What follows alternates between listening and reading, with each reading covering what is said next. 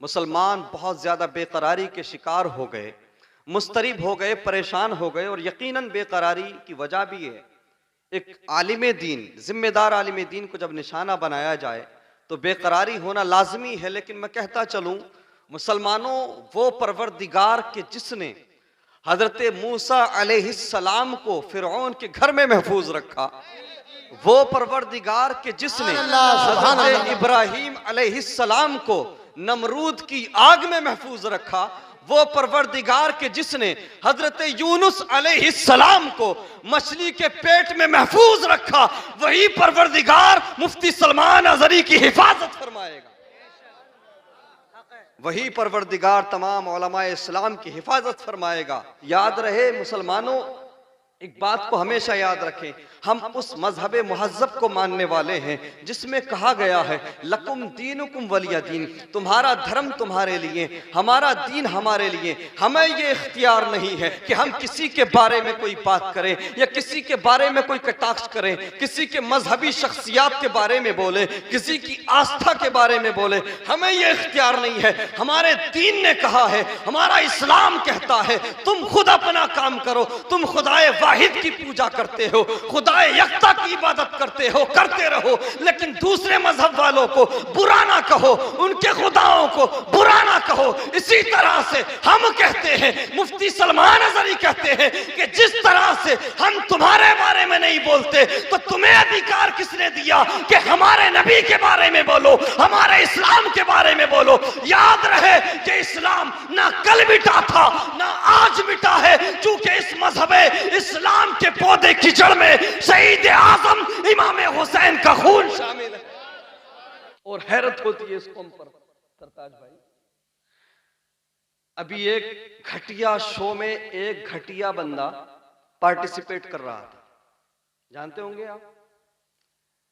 एक शो है जो हिंदुस्तान का सबसे ज्यादा बेहुदा शो है, जो किसी भी इंसान के लिए अच्छा नहीं है। सिर्फ बेहयाई सिखाई जाती है उस शो के अंदर। कोई फारूकी करके था, उसमें शामिल था। तो मुसलमानों का हाल ये था कि कुछ को तो देखा हमने कि काबे के शहर में जाकर, काबतुल्लाह के सामने जाकर, खाने काबा में जाकर यार उसकी जीत के लिए दुआ कर रहे हैं कि वो बिग बॉस का शो जीत जाए। अल्लाह अकबर। अच्छा, उसके अंदर होता क्या? लड़के लड़कियां सब एक साथ रहती हैं, और जो जितना बड़ा हरामी होगा, जो जितना बड़ा गालीबाज होगा, जो जितना बड़ा लुच्चा होगा, जितना बड़ा नलायक होगा, उसके ही जीतने के चांसेस बढ़ जाते हैं। जो जितना बड़ा चर्ब जबान होगा, अल्लाह अकबर, बेहयाई सिखाई जाती है। और यहां तक भी जो एक्स कंटेस्टेंट हैं उस शो के, ये भी खुलासा किया गया कि उस शो के अंदर गलत संबंध बनाने के लिए भी कहा जाता है। अल्लाह अकबर। तो ऐसा शो मुसलमान जीत जाए, इसके लिए क्या? काबे में दुआ। और हमने सोशल मीडिया पर एक सैलाब देखा, एक तूफान देखा। ट्रेंड चला रहे मुस्लिम नौजवान, दुआएं कर रहे हैं, पोस्ट कर रहे हैं कि मुनव्वर फारूकी जीत जाए। अच्छा, जीत गया, चलो प्रधानमंत्री बन गया, मिनिस्टर बन गया। कुछ नौजवान ये कह रहे कि ये अंधभक्तों के मुंह पर तमाचा है। बेवकूफो, अंधभक्तों के मुंह पर तमाचा नहीं, तुम्हारे मुंह पर तमाचा है। अंधभक्त मजे में है, बेशक अंधभक्त सत्ता में है। अपनी औकात देखो कि तुम किस औकात में हो, तुम्हारी हालत क्या है। तुम्हारी कोई सुनने वाला है? तुम्हें कोई पूछने वाला है? बताओ मुझे। तुमने ट्रेंड चलाए, तुमने पोस्ट की, तुमने सोशल मीडिया पर तूफान बदतमीजी दिखाया, अल्लाह अकबर, तुमने ट्विटर पर हैशटैग चलाया, जीत गया वो लफंगा। क्या मिला तुम्हें? क्या हासिल हो गया? जी बेशक। अल्लाह अकबर। मुसलमानों, नौजवानों, अपना आइडियल फारूकी जैसे लफंगे को नहीं, मुफ्ती सलमान अजहरी जैसे इस्लाम के हीरो को, अपना हीरो उसको बनाओ जो नबी के नामूस पर पहरा दे। क्या बात है। अपना हीरो उसको बनाओ जो नबी की इज्जत की बात करे। अपना हीरो उसको बनाओ जो इस्लाम की बात करे। अपना हीरो उसको बनाओ जो जीता हो तो मुस्तफा के लिए, दुनिया से जाए तो मुस्तफा के लिए। वाह सुभान अल्लाह। नारे तकबीर, नारे रिसालत, मसलक आला हजरत जश्न मिलादुन नबी, उलमाए अहले सुन्नत, नाराए तकबीर। क्या बात है, सुभान अल्लाह, माशाअल्लाह। देखिए हम किस ट्रैक पे जा रहे हैं। मस्जिदों में दुआएं, काबे में दुआएं, अल्लाह अकबर, हराम काम के लिए दुआएं, अल्लाह अकबर। जरा सोचे तो सही किस ट्रैक पे जा रहे हैं। जब ये हरकतें देखी जाती है ना, तो फिर कहीं ना कहीं अंदर से ये आवाज आती है कि इस कौम के साथ ये कौम अजाब इलाही डिजर्व करती है। जब ये सारी चीजें देखी जाती हैं तो जो आज हो रहा है, तो फिर ये ख्याल पैदा होता है, दिमाग में ये बात आती है, ये कौम जो है डिजर्व करती है ऐसे हालात। अल्लाह अकबर। मेरे मुस्तफ़ा करीम सल्लल्लाहु ताला अलैहि वसल्लम के प्यारे दीवानों, याद रहे हमेशा जिंदगी में वो काम करो जिससे रब और उसका रसूल राज़ी। उल्टे सीधे काम मत करो, घटिया काम मत करो। और हालत ये कि इंशाअल्लाह माशाअल्लाह सुभान अल्लाह, जीतने से पहले इंशाअल्लाह जीतेगा, और जीतने के बाद कोई माशाअल्लाह कह रहा, कोई सुभान अल्लाह कह रहा। या अल्लाह, ये क्या हो गया हमारी कौम को, जानते हैं आप? और जब वो ट्रॉफी लेकर अपने इलाके में पहुंचा तो कई हजार मुसलमान नौजवान मुस्लिम लड़के हजारों की तादाद में ऐसा घेर के रखा उसे, जैसे ये कोई मिनिस्टर बन के आ गया हो या कैबिनेट में इसका सिलेक्शन हो गया हो या इसने बहुत बड़ा काम कर दिया हो। जानते हो आप,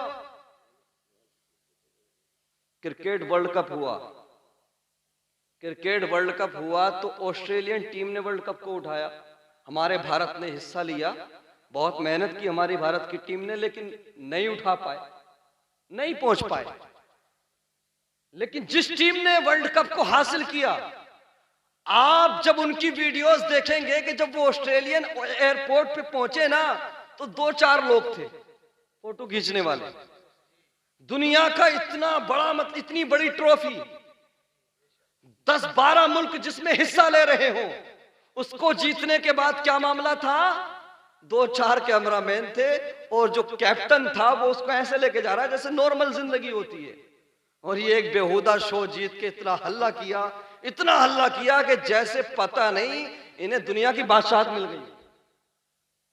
ये हालात है हमारे, ये तरीके हैं हमारे। अल्लाह अकबर। मुसलमानों, नौजवानों, नहीं, हमारे आइडियल, हमारे आइडियल देखो, सोशल मीडिया इन्फ्लुएंसर नहीं, इंस्टाग्राम और फेसबुक पर बेहुदा रील्स बनाने वालों को फॉलो मत करो, गाने बजाने वालों को फॉलो मत करो। ये तुम्हें दुनिया में भी जलील कर देंगे, आखिरत में भी रुस्वा कर देंगे। हाँ, मैं खुद जश्न मनाऊंगा, मैं खुद जुलूस निकालूंगा, मैं खुद फूल बरसाऊंगा, फारूकी जैसे बदबख्त के लिए नहीं, बिग बॉस की ट्रॉफी जीतने पर नहीं, तुम आईएएस बन के आओ, मैं तुम्हें हार डालता हुआ नजर आऊं। तुम आईपीएस बन के आओ, तुम नीट क्वालिफाई करके आओ, तुम यूपीएससी क्लियर करो, हम तुम्हारा इस्तकबाल करेंगे, हम जश्न मनाएंगे। हैं? अब जिसे देखो हर नौजवान टूण सूखा नहीं है, ऐसा है क्या नहीं? टूण सूखा नहीं है। 10-10 साल की उम्र, 11-11 साल की उम्र, फेसबुक और इंस्टाग्राम पे ऐसी ऐसी रील बना रहा है कि 10 साल 11 साल की उम्र में, जिस उम्र में हम लोग मिट्टी खाते थे, ऐसा है क्या नहीं? हमें नहीं पता था कि लड़का किसको कहते हैं, लड़की किसको कहते हैं। जिस उम्र में हम मिट्टी खाते थे, वो उस उम्र में आजकल के नौजवान इश्क मोहब्बत के ऊपर रील बना रहे हैं, वीडियोस बना रहे हैं, इश्क मोहब्बत की बातें कर रहे हैं। अल्लाह अकबर। वजह क्या है? याद रहे मुसलमानों, पहले हमने अपने बचपन में देखा, सरताज भाई, जब हम फजर की नमाज पढ़ के निकलते थे ना, तो जनाब किसी घर से कुरान पढ़ने की आवाज आती थी, किसी घर से नाते मुस्तफा पढ़ने की आवाज आती थी। आज बेटियां मजहब इस्लाम को छोड़ रही हैं, इर्तिदाद का शिकार हो रही हैं, लाखों की तादाद में। रीजन क्या, वजह क्या? पहले घरों के अंदर इस्लामी माहौल था, इस्लामी कल्चर था। आज घरों के अंदर इस्लामी कल्चर नहीं, मगरबी कल्चर है। पहले नमाज पढ़ के निकलते थे, किसी घर से कुरान पढ़ने की आवाज़ तो किसी घर से नमाज पढ़ी जाती थी किसी के घर में, तो किसी घर से सलाम पढ़ने की आवाज़। आज इमाम साहब क़िबला उलमाए किराम तवज्जो फरमाए, आज फजर नहीं कोई भी नमाज पढ़ के निकल जाओ घरों से, आज आवाज़ें कुरान पढ़ने की नहीं आती, अजान पढ़ने की नहीं आती, नाते मुस्तफ़ा पढ़ने की आवाज़ें नहीं आती। अगर घरों के अंदर से आवाज़ें आ रही हैं तो गाने चलाने की आवाज़ें आ रही हैं, इंस्टाग्राम और फेसबुक की बेहुदा रील चलाने की आवाज़ें आ रही हैं। अल्लाह अकबर कबीरा। अमा हद तो ये हो गई, 5-5 साल के बच्चे, 3-3 साल के बच्चे, छोटे छोटे बच्चे इंस्टाग्राम और फेसबुक की बेहुदा रील्स चला रहे हैं। और माफ करेंगी मुझे मेरी माँ बहनें, माफ करेंगी, माजरत चाहूंगा, एक कड़वी बात कह दूं, पहले के दौर में अगर बच्चे रोते थे तो माएँ उनको बुजुर्गों के किस्से सुनाती थी, वलियों के किस्से सुनाती थी, वलियों की करामतें सुनाती थी। अल्लाह अकबर कबीरा। पहले नानी होती थी या दादी होती थी या माँ होती थी तो वो हमेशा कुरान पाक सुनाया करती थी, नाते मुस्तफ़ा सुनाया करती थी। आज का मामला उल्टा है, बच्चे ने जैसा रोना शुरू किया, मां ने फौरन मोबाइल निकाल के दे दी, रील चलाकर दे दी, गाना लगाकर दे दिया। अब मुझे बताओ, जो बच्चा गाना सुन के बड़ा होगा, रील देख के बड़ा होगा, बेहयाई देख के बड़ा होगा, फिल्में देख के बड़ा होगा, क्या वो बड़ा होकर तेरी इज्जत करेगा? क्या वो बड़ा होकर तेरा सम्मान करेगा? नहीं, तुझे दुनिया में भी जलील कर देगा, तुझे दुनिया में भी रुसवा कर देगा और आखिरत में भी तुझे जलालत और रुसवाई का सामना कराएगा। अल्लाह अकबर कबीरा। मेरे मुस्तफ़ा करीम सल्लल्लाहु अलैहि वसल्लम के प्यारे दीवानों, आजकल के नौजवान 10-10 साल के, 8-8 साल के गाने बाजे रात दिन चलाते हुए नजर आएंगे, रील बनाते हुए नजर आएंगे, घरों के अंदर बच्चे भी रील चलाते हुए नजर आएंगे और औरतें रात दिन फिल्में देख रही हैं, सीरियल देख रही हैं, बच्चे फेंक के सीरियल देख रही हैं। अल्लाह अकबर। मेरी माँ बहनों, अल्लाह अकबर। क्या तुम नहीं जानते, क्या तुम्हें खबर नहीं है? आज होता यही है ना, जवान जब हो जाते फिर इमाम साहब से शिकायत की जाती है, अरे जब से बड़ा हुआ है, जब से शादी हुई है, अब तो हमारी सुनता ही नहीं है, अब तो जबान लड़ाता है, बदतमीजी करता है। मुझे बता जरा, क्या सुना के बड़ा किया था, क्या पढ़ा के बड़ा किया था, क्या दिखा के बड़ा किया था? क्या तुझे नहीं पता, क्या तू नहीं जानता कि अगर माँ कुरान पढ़ने वाली हो तो बेटा माँ के पेट से 17 पारों का हाफिज बन के गौसे आज़म पैदा होता है। सुभान अल्लाह, बेशक। माँ अगर कुरान पढ़ने वाली होती है तो बेटा साबिर कलियरी पैदा होता है। माँ अगर कुरान पढ़ने वाली होती है तो बेटा मकसूद मिल्लत पैदा होता है। माँ अगर कुरान पढ़ने वाली होती है, आज लोग कहते हैं कोई सलाहुद्दीन अय्यूबी जैसा कोई नहीं आता, आज मोहम्मद बिन कासिम जैसा क्यों नहीं आता? तो सुनो मुसलमानों, मुजरा करने वालों के घरों में सलाहुद्दीन अय्यूबी नहीं आता, मोहम्मद बिन कासिम गाने बाजे वालों के घरों में पैदा नहीं होता। मोहम्मद बिन कासिम जैसा तब पैदा होता है जब माँ भी कुरान पढ़ने वाली हो, बाप भी नमाज पढ़ने वाला। अपने किरदार को संवारो मुसलमानों, अपनी मस्जिदों को आबाद करो, अपने घरों को कुरान की तिलावत से आरास्ता करो, जीनत दो। अल्लाह अकबर। मेरे मुस्तफ़ा करीम सल्लल्लाहु अलैहि वसल्लम के प्यारे दीवाने, आप मुझे बताइए, जरा गौर फिक्र कीजिए, कितने साल जी लेंगे हम? 50-60 साल, 70 साल? चलिए, शायद कोई अंदर बैठ के भी सुन रहा है, चाहे अंदर ही बैठ के सुन रहे हैं लेकिन सुन रहे हैं, अच्छी बात है। अल्लाह सलामत रखे। अच्छा, अल्लाह ताला सलामत रखे, सेहत और सलामती अता फरमाए। भाई, पहले के लोग होते थे जो 100-125 साल जी लेते थे, आजकल खींचतान के कितना, 70 साल, 70 साल, 80 साल, 80 के पार कोई हो जाए बहुत बड़ी बात है, ऐसा है कि नहीं? मैं कहता हूं चलिए, आपने 80 पार कर लिया, 80 साल आप जी ली, लेकिन मुझे बताओ मुसलमानों, 80 साल के लिए, 70 साल के लिए तू न गर्मी की परवाह करता है, न सर्दी की परवाह करता है। तुझे मई जून की गर्मी में अगर पसीना बहाना पड़े तो बहाता है, अगर तुझे जनवरी की सर्दी में अगर तुझे बाहर निकल के काम करना पड़े तो करता है, इस 70 साल की जिंदगी को खूबसूरत बनाने के लिए। लेकिन मुझे बता तो जरा, जिस कब्र में ना पता 100 साल का, ना पता 200 साल का, ना पता 300 साल का, जब तक क़यामत आएगी उस अंधेरी कब्र में रहना होगा, उस उस अंधेरी कब्र के लिए भी कोई तैयारी है। अल्लाह अकबर। और फिर अंधेरी कब्र से निकलने के बाद में मैदान महशर कायम होगा और मैदान महशर के बाद में जन्नती जन्नत में हमेशा हमेशा रहेंगे, जहन्नमी जहन्नम में हमेशा हमेशा रहेंगे। वहां के लिए भी कोई तैयारी है नहीं प्यारे, वहां के लिए कोई तैयारी नहीं है। अल्लाह अकबर। हम चौराहों पर घंटे गुजार देते हैं, हम चाय की टपरियों पर पड़े रहते हैं, लेकिन हमारे पास नमाज के लिए टाइम नहीं है, हमारे पास कुरान पढ़ने के लिए टाइम नहीं है।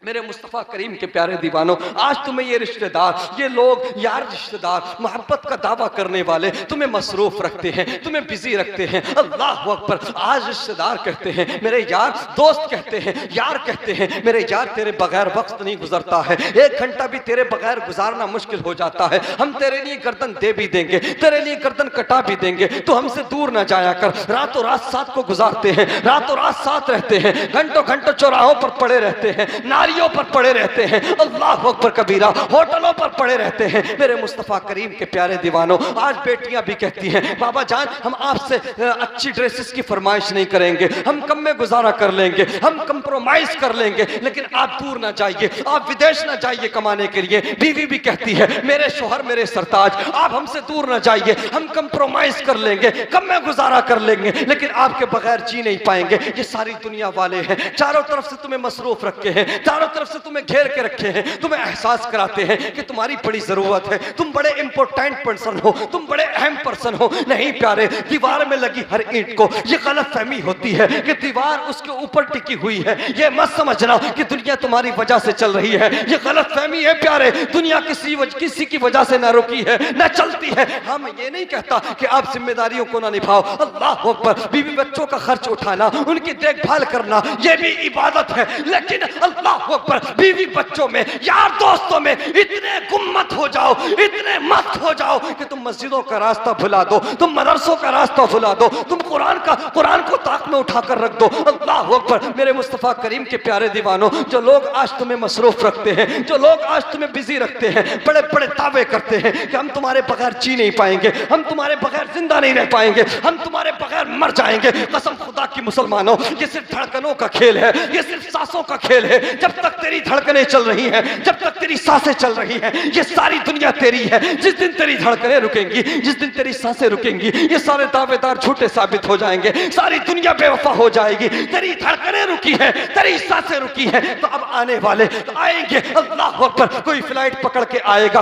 कोई ट्रेन से आएगा, कोई बस से आएगा, कोई कार से आएगा, और कब्रिस्तान में जाकर हमने लोगों को मरने वाले की बात करते नहीं देखा, बल्कि अपने कारोबार की बात करते देखा है, राजनीति की बात करते देखा है। तेरी धड़कनें रुकी है, तेरी सांसें रुकी है। अब कब्र में जाने के बाद में बात तेरी नहीं हो रही है, हिसाब ये लगाया जा रहा है अल्लाह अकबर कि कितनी देर लगेगी दफन में। कोई कहेगा मुझे दुकान पे जाना है, कोई कहेगा मुझे बिजनेस मीटिंग में जाना है, कोई कहेगा मुझे फला काम है। अल्लाह अकबर। वो जो कहते थे कि हम तुम्हारे बगैर जिंदा नहीं रह पाएंगे, वो जो कहते थे हम तुम्हारे बगैर मर जाएंगे, धड़कनों का रुकना है, सांसों का रुकना हुआ है, सबने मुंह को मोड़ लिया है, सबने बेवफाई का मुजाहरा कर दिया है। अल्लाह अकबर। जो अपने होते हैं वो सबसे पहले भागते हुए नजर आते हैं, इमाम साहब की तरफ इशारा करते हैं, इमाम साहब अजान आप पढ़ देना, इमाम साहब थोड़ी देर कब्र पे आप रुक जाना। अल्लाह अकबर। जो अपने होते हैं वो भाग जाते हैं। अल्लाह अकबर। मेरे मुस्तफ़ा करीम के प्यारे दीवानों, मुझे ईमानदारी के साथ बताओ,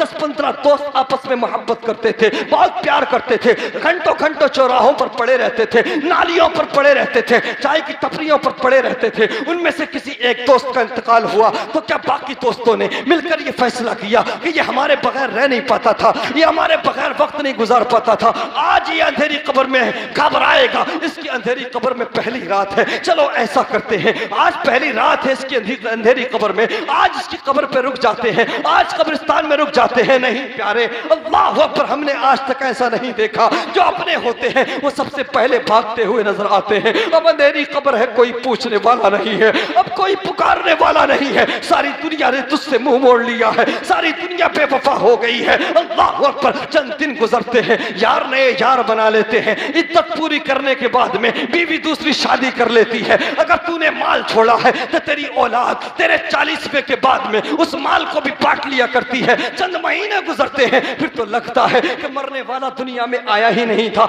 ऐसा महसूस होता है कि ये दुनिया में आया ही नहीं था, फिर तो तुम किस्सा माजी बनकर रह जाते हो। अल्लाह अकबर। इन बेवफा लोगों के लिए तूने रब को नाराज किया, इन बेवफा लोगों के लिए तूने मुस्तफा करीम को नाराज किया। अल्लाह अकबर। अब अंधेरी कब्र है, कोई पूछने वाला नहीं है, कोई पुकारने वाला नहीं है। मौला अली फरमाते हैं मुसलमानों, मरने वाला पलट कर नहीं आता, वरना तुम्हें पता था कब्र के अंदर क्या होता है। कब्रें अजाब से भरी है, कब्रें कीड़ों से भरी है, कब्रें बिच्छुओं से भरी है। अल्लाह अकबर। लेकिन मुसलमानों सुनो, जिस अंधेरी कब्र में यार की यारी दम तोड़ दे, जिस अंधेरी कब्र में ना दौलत काम आए ना शोहरत काम आए, उस अंधेरी कब्र में अगर कुछ काम आता है तो आमीना के लाल का प्यार काम आता है। अल्लाह अकबर। जिस अंधेरी कब्र में सारी दुनिया छोड़ कर आ जाए,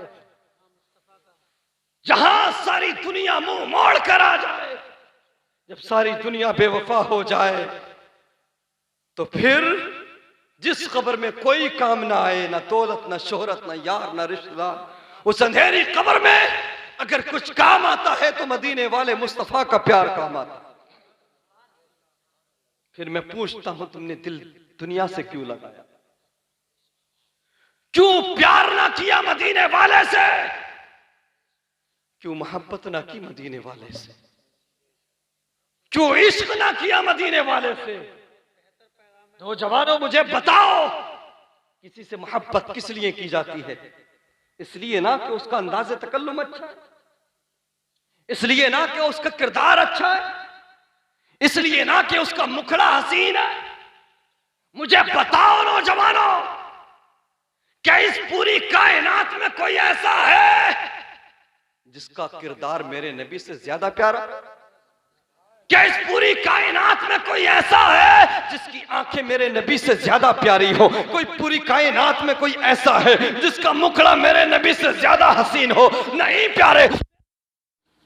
मुहिब्बे गिरामी जनाब कारी उमर साहब क़िबला के हुक्म पर मैं यहाँ पर आया, और वो अहमदाबाद में हैं, लेकिन वहाँ से बड़े फ़िक्रमंद हैं और बार बार फ़ोन करके हर चीज़ की डिटेल ले रहे हैं। अल्लाह तबारक व तआला उनको सलामत रखे, और ऐसे अच्छे लोगों से हमेशा जुड़े रहना चाहिए जो हमें दीन की तरफ ले जाते हैं, जो हमें दीन की तरफ राग़िब करते हों। हकीकत में हमारा अच्छा चाहने वाला, बेहतर चाहने वाला वही है जो हमें बुरे कामों से रोके और अच्छे कामों की तरफ ले जाए। मेरे मुस्तफ़ा करीम सल्लल्लाहु अलैहि वसल्लम के प्यारे दीवानों, मैं उनके लिए भी, कारी साहब के लिए भी, और आप तमाम के लिए भी, इमाम साहब के लिए, अहले स्टेज के लिए, शायर साहब के लिए, हमारे सरताज भाई के लिए, सबके लिए दुआ गो हूँ। अल्लाह तबारक व तआला साहिब मज़ार के सदक़े में, इस महफिल के सदक़े में हम तमाम को सैयदा फ़ातिमा हज़रत सैयदतुन निसाए अहलल जन्नह खातून जन्नत का सदक़ा अता फरमा।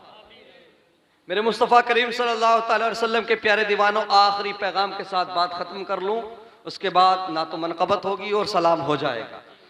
हम समझते हैं कि दुनिया ही सब कुछ है। मैं ये बात क्लैरिफाई कर दूं, उसके बाद रुखसत हो जाऊं।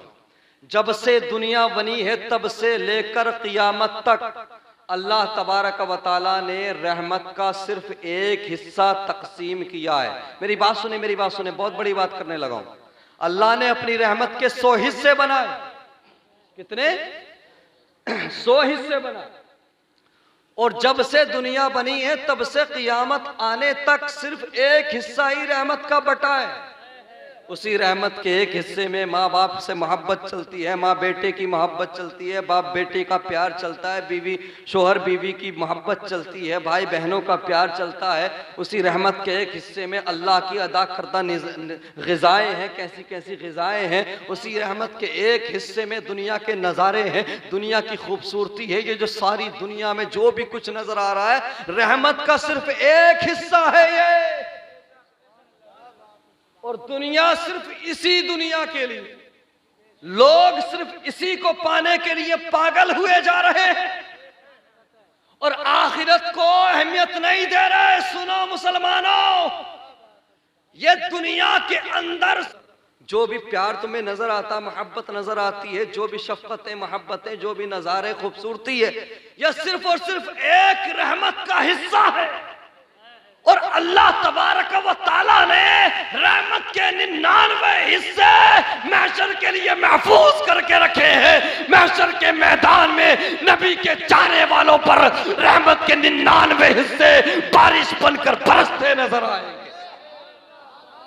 जरा सोचो तो सही, वाह, रहमत के सुभान हिस्से में इतना कुछ है, क्या बात है, एक सुभान हिस्से में अल्लाह। इतना कुछ है। सुभान तो अल्लाह। मैदान महशर में जब 99 रहमत के हिस्से क्या अदा बात। किए जाएंगे है। तो क्या क्या मिलेगा रब की तरफ से, क्या क्या बेशक, इनाम होगा। इसलिए दुनिया को उतनी ही अहमियत दो कि जिससे अच्छी जिंदगी गुजर जाए, बेहतर बेशक, जिंदगी गुजर जाए, बच्चे पढ़ लिख कर कामयाब हो जाए। इसको दिल से मत लगाओ, आखिरत की तैयारी करो, कब्र की तैयारी करो।